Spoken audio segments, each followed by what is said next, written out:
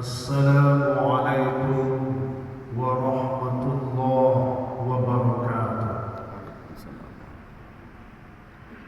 Alhamdulillahilladzi anzalal Qur'an hudan linnas wa bayyinatin minal huda wal furqan. Asyhadu an la ilaha illallah wa asyhadu anna Muhammadan abduhu wa rasuluh. Allahumma salli ala Muhammad wa ala ali Muhammad. Bapak Ibu jamaah zuhur Masjid Raya Sumatera Barat yang dirahmati oleh Allah Subhanahu wa taala. Senantiasa kita bersyukur kehadirat Allah Azza wa Jalla. Alhamdulillah, siang ini kita sudah hadir di rumah Allah ini dalam rangka melaksanakan kewajiban kita sebagai seorang yang taat kepada Allah Subhanahu wa taala, yakni salat zuhur berjamaah. Kemudian salawat dan salam semoga selalu tercurah kepada baginda Rasulullah Muhammad sallallahu alaihi wasallam. Allahumma salli ala Muhammad wa ala ali Muhammad. Jamaah rahimakumullah, begitu cepat perjalanan waktu dan pergantian masa. Baru kemarin rasanya kita menunggu datangnya bulan suci Ramadan. Hari ini kita sudah berada di penghujung bulan Ramadan. Satu hari lagi kita akan berpisah dengan bulan suci Ramadan. Jamaah rahimakumullah, di penghujung Ramadan ini dilihat para pengurus masjid yang ada rata-rata sudah mulai kehilangan jamaah. Banyak pengurus masjid yang kehilangan jamaah, dan jamaah yang hilang itu dikabarkan bertemu di tempat-tempat pusat perbelanjaan. Ada yang ditemukan di Transmart, di Basko, ada juga ditemukan di Ramayana dan tempat-tempat perbelanjaan lainnya. Dalam rangka apa? Dalam rangka mempersiapkan Lebaran, dalam rangka mengumpulkan perbekalan pulang ke kampung halaman merayakan Hari Raya Idul Fitri. Maka sibuklah sebagian dari jamaah pergi ke pusat perbelanjaan dan bahkan juga tidak jarang meninggalkan sholat berjamaah. Jamaah rahimakumullah, kebiasaan kita di Minangkabau pada khususnya, di Indonesia pada umumnya, jika datang hari raya itu kita mesti pulang ke kampung, lalu membawa perbekalan berupa THR.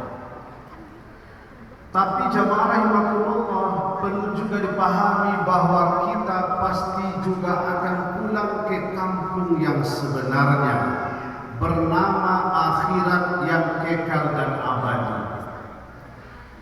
Karena kita akan pulang ke kampung yang sebenarnya bernama akhirat, kita juga butuh perbekalan. Dan mesti kita mengumpulkan perbekalan sebanyak-banyaknya. Perbekalan itu juga bernama THR. THR itu singkatan takwa hasil Ramadan. Maka dengan ibadah Ramadan inilah menimbulkan dan mendapatkan takwa, dan takwa inilah sebaik-baik perbekalan. Wa tazawwadu fa inna khairaz zadi taqwa.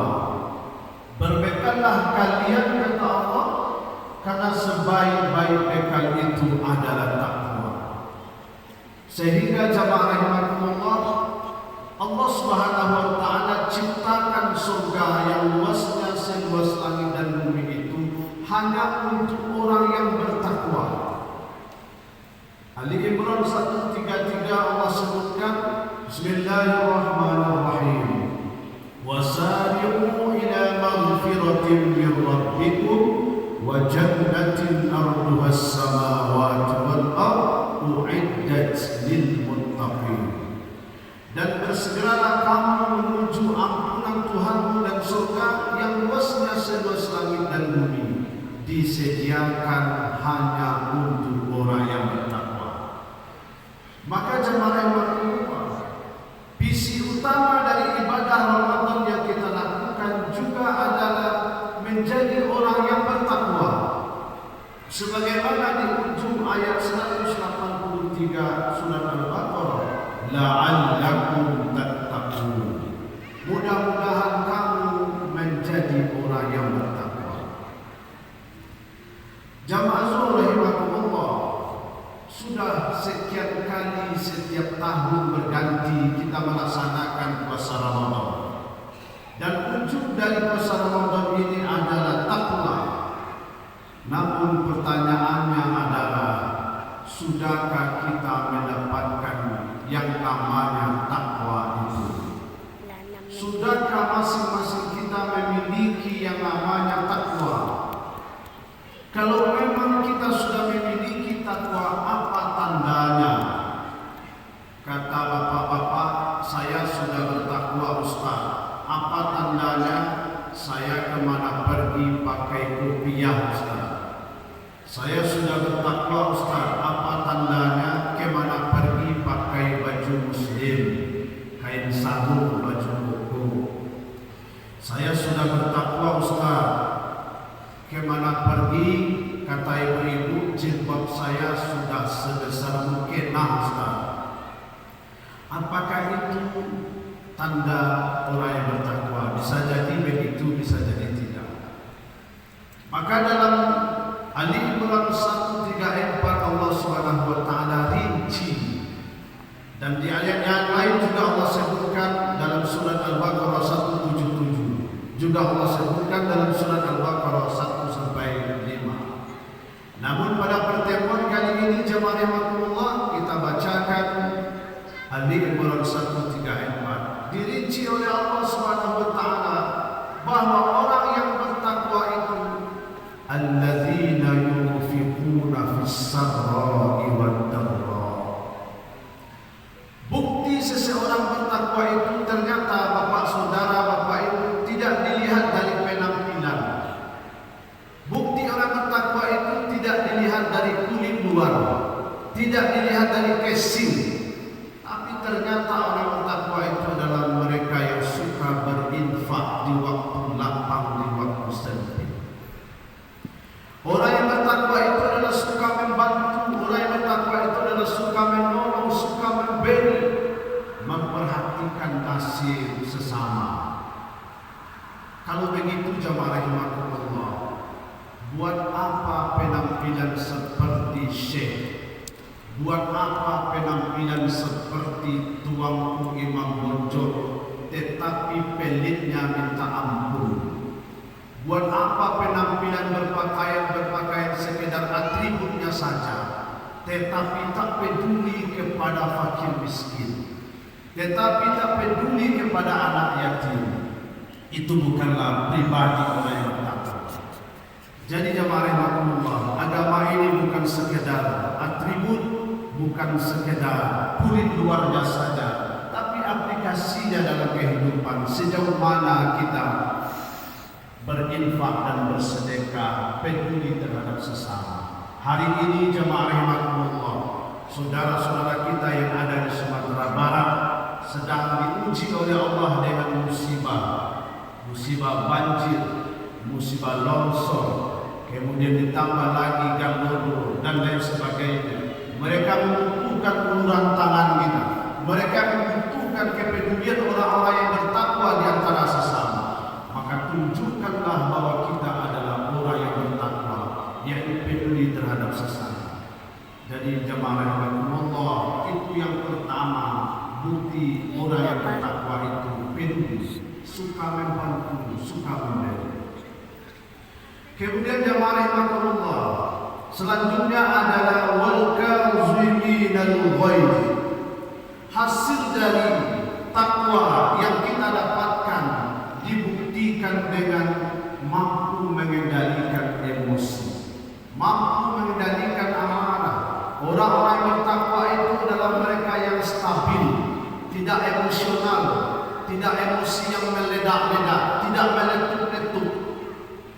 Anehnya Pak, makin puasa ada yang makin puasa makin pemberang, makin puasa makin pembangi, makin puasa makin emosional dan stabil. Memang paling lapar. Memang dari pagi sampai maghrib kita menahan lapar, tapi di sanalah kita diuji oleh Allah akan kesabarannya. Mampukah kita mengendalikan emosi? Hari ini jemaah rahimakumullah, kita lihat sedikit saja bersinggungan lalu langsung emosi.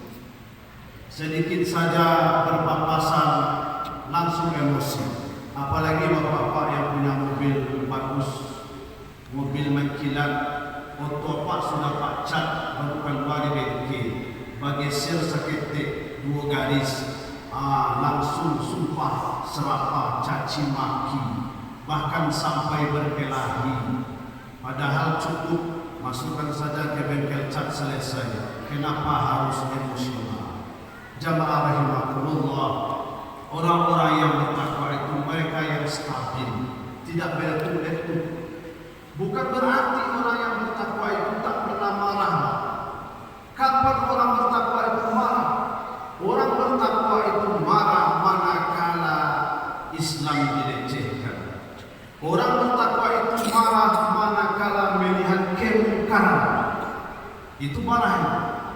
Jangan sampai sebaliknya, kita mengaku bertakwa, kita mengaku beriman, ada kemungkaran di depan mata kita, kita diam saja.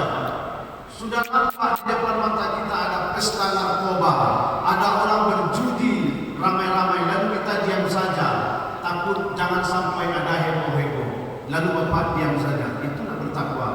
Yang bertakwa itu adalah ikut ta'muruna bil ma'ruf wa yanhauna 'anil munkar. Ikut mencegah kemungkaran, ikut mencegah kemaksiatan. Kalau orang bertakwa melihat kemungkaran diam saja, itu panakui namanya. Itu panakui namanya bertakwa. Maka jamaah yang dirahmati Allah, itu yang kedua, bukti fisik, bukti nyata orang bertakwa itu mampu mengendalikan emosi. Kemudian wal afina 'anil nas. Orang yang bertakwa itu mampu memaafkan orang lain, mampu memaafkan kesalahan sesama. Bukan tanpa maaf bagimu, bukan suka dendam. Justru adalah wa anta'fu huwa aqrabu littaqwa. Bermaaflah kalian karena itu mendekatkan kepada takwa. Ibu bapak jamaah zuhur yang dirahmati oleh Allah Subhanahu wa taala, sudah dicontohkan oleh baginda Rasulullah sallallahu alaihi wasallam bagaimana beliau menjadi orang yang pemaaf. Bayangkan Bapak Ibu, orang yang meludahi kepala beliau dimaafkan. Orang yang meletakkan tahi unta ke punggungnya beliau maafkan. Orang yang akan membunuhnya dengan pedang terhunus beliau maafkan. Sementara hari ini orang mungkin ada seperti itu terhadap kita. Tak mungkin orang meludahkan kepala bapak. Belum ada orang yang meletakkan tahi di punggung ibu. Hanya menyindir-nyindir saja sedikit, hanya sedikit saja berkelakar sambil berdarah. Tasin dia seketik marah bodoh tangguang, langsung dandam sekali, langsung datang usaha. Orang yang bertakwa itu wal-afina 'anil nas. Mereka yang memiliki jiwa yang plong, memiliki jiwa yang lapang, memaafkan. Kalau tidak kita miliki sifat pemaaf, akan berefek kepada kesehatan kita. Akan berefek kepada kesehatan kita. Kalau tidak dimaafkan mereka yang salah kepada kita. Pas bertamu jo yang bersangkutan naik sebelum. Bertamu lagi soalnya naik tensi. Akhirnya merusaklah kesehatan kita. Apa salahnya, maafkan saja, selesai perkara. Namun jamaah rahimakumullah, banyak orang yang belum mampu memaafkan dengan cara baik, sebagaimana pemaafnya baginda Rasulullah sallallahu alaihi wasallam. Berikut adalah wallahu yuhibbul muhsinin, dan Allah suka kepada orang-orang yang berbuat kebaikan, yang menyebarkan kebaikan. Pribadi-pribadi yang bertakwa itu di mana dia berada menyenangkan hati orang lain. Berada di kantor orang senang dengannya. Berada di komplek, di rumah orang bertetangga dengannya nyaman. Jangan sampai sebaliknya. Ketika berada di kantor orang tak nyaman dengan kita. Orang sedang berkumpul-kumpul lalu kita datang berubah suasana, mencekam karena kehadiran kita merusak. Itu bukan orang yang bertakwa. Orang yang bertakwa itu ditunggu kehadirannya. Tak ada lu, tak rame. Maka jamaah rahmatullah, kalau keberadaan kita justru merusak suasana, kita bukan orang bertakwa. Tu awak mana rusak nama. Orang selama sana-sana, tu awak datang. Hanya menang selesai. Menunjuk-nunjuk mulut orang tawa. Na'udzubillah. Maka ibu bapa yang dirahmati Allah, orang yang bertakwa itu adalah orang yang suka menebarkan kebaikan dan berbuat kebaikan. Yang terakhir, alladzina idza fa'alu fahishatan aw zalamu anfusahum dzakarullah. Apabila mereka berbuat salah, mereka cepat ingat Allah. Mereka cepat minta ampun kepada Allah. Orang yang bertakwa itu bukan berarti orang tak pernah salah. Orang yang bertakwa itu bukan manusia suci, Pak. Orang yang bertakwa itu bukan terbebas dari dosa. Tetapi orang yang bertakwa itu manakala dia melakukan kesalahan, manakala dia berbuat dosa, dia cepat istighfar kepada Allah Subhanahu wa taala. Dia cepat minta ampun kepada Allah Subhanahu wa taala. Kalau dia berdosa kepada sesama manusia, dia cepat minta maaf. Kalau dia berdosa kepada Allah, dia cepat minta ampun. Hari ini orang minta maaf yang berapa? Merasa rusak harga dirinya kalau minta maaf. Merasa runtuh kehormatannya apabila dia minta maaf. Ini bukanlah tipe orang bertakwa. Jadi orang bertakwa itu dia melakukan kesalahan disengaja tidak disengaja, dia cepat minta ampun kepada Allah Subhanahu wa taala karena Allah Maha Pengampun. Jamaah zuhur Masjid Raya Sumatera Barat yang dirahmati Allah, semoga dengan ibadah puasa yang kita lakukan mampu menjadikan kita pribadi-pribadi yang bertakwa, dan takwa inilah bekal yang akan kita bawa menemui Allah Subhanahu wa taala, dan inilah bekal yang sebenar-benarnya. Semoga bermanfaat. Faqtabilu ya ulil albab la'allakum turhamun. Assalamualaikum warahmatullahi wabarakatuh.